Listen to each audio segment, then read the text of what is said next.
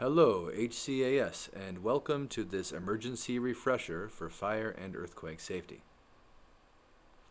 What should we do when there is a fire? Remember, the first thing to do in any emergency is to stay calm. This will help you to think clearly and do the right thing. Everyone should know how to use a fire extinguisher. Remember this acronym, PASS, PASS. Pull the pin, aim at the base of the fire about 6 feet away, squeeze the handle, and sweep from side to side. Know where the fire hydrant is. In addition to the many fire extinguishers we have at the school, we also have these fire hydrants on every floor.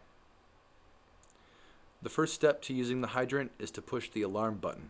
This is also what you should push to let the entire school know if there is an emergency that we need to evacuate for.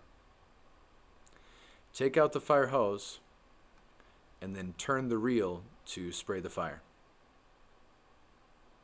But what if it's a really big fire? Then what do we do? Again, the first thing to do is to stay calm. And then everyone should know that there are different scenarios and you will not always do the same thing for everyone. So let's take a look at each of these. The first scenario is that there is a safe route to exit the building. First of all, everyone should leave their belongings. Push the fire button if you can and it hasn't already been pushed. Remember, the fire button is by the fire hydrant just outside the library on the second floor. On other floors, it is directly above or below this. Or, if you cannot press the button and no one has yet, yell fire, fire, fire several times as you exit the building to let everyone know that there's a fire. It is really important that no one pushes each other so that we don't have people falling over and getting crushed as they exit the building. And then we walk outside and get far away from the building. The next step is to line up with our teachers. Remember, every class has a home-based teacher and a home-based support staff. We'll get to who those are in just a second. We just want to remind everyone that kindergarten and first program should line up on the soccer field.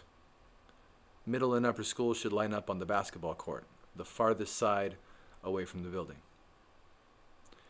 Home-based teachers will hold up a card to indicate the status of their class. A green card means all students are with the teacher and they are all okay. A yellow card means that all of the students are with the teacher, but something is wrong with one or more students. Maybe they're sick or injured. And a red card means that one or more students are missing. These are the home-based teachers for kindergarten through first grade. If you are in one of these classes, take a look and remember who your home-based teacher and your home-based support staff are. Here are the home-based teachers and support staff for middle school. Again, take a look and remember who they are. And here are the home-based teachers and support staff for the upper school.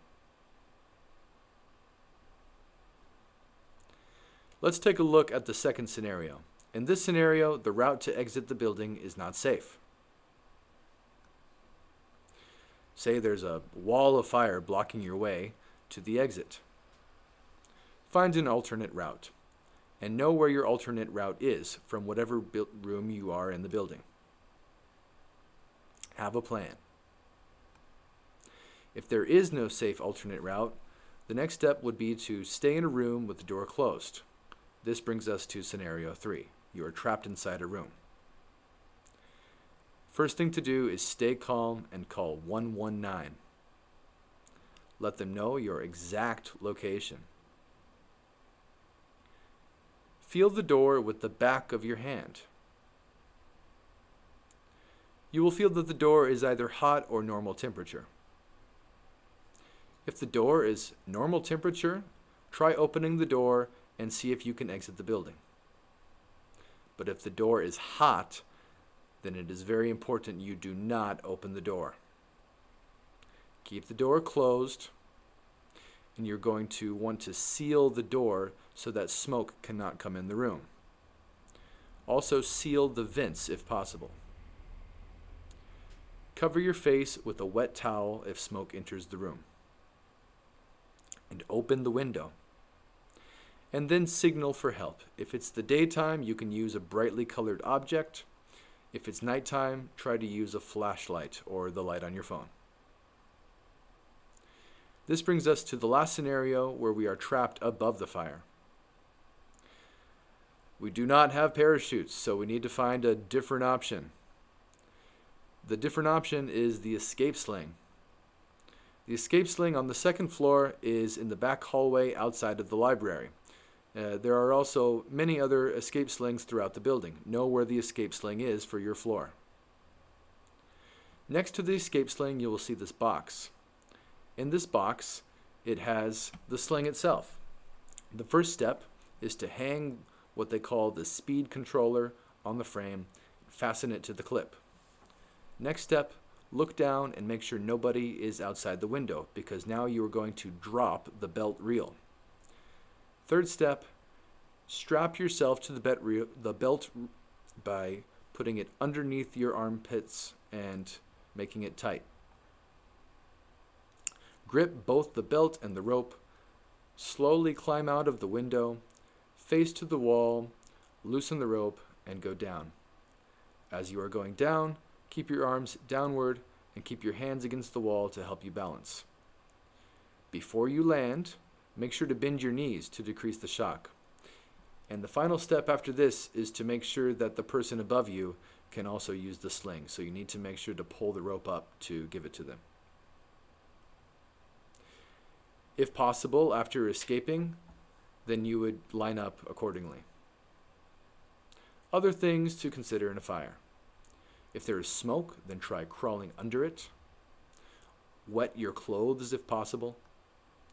If you catch on fire, you should stop, drop down to the floor, and roll around to put out the fire. Contain the fire by closing doors. Now we will talk about what we should do when there is an earthquake. Again, the first thing to do is to stay calm. Then, drop down to the floor, cover your head with a sturdy object like a book if you can, or at least with your arms. Try to get under a sturdy object like a table and hold on so that if the shaking makes the table move, you will stay with the table. You should look like this. Wait for the shaking to stop, and then open the door only if it is safe to do so, and see if there is a safe way to exit. As you are exiting, look around to make sure it's safe. And then go outside if it is safe to do so.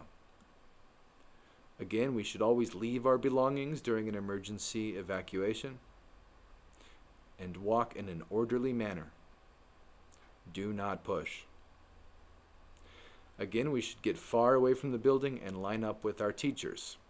Home base teachers on the far end and the home base support staff on the field or court end to communicate with the rescue workers and other people from the school who are helping out.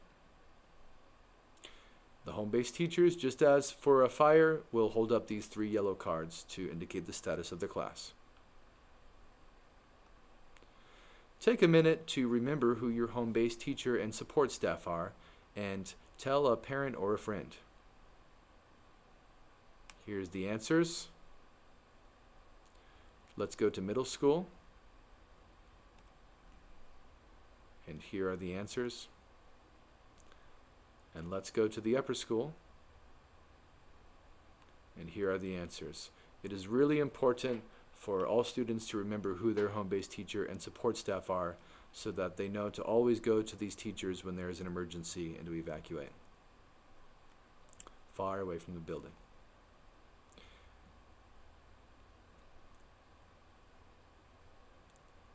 Again, the teachers will hold up one of these 3 cards.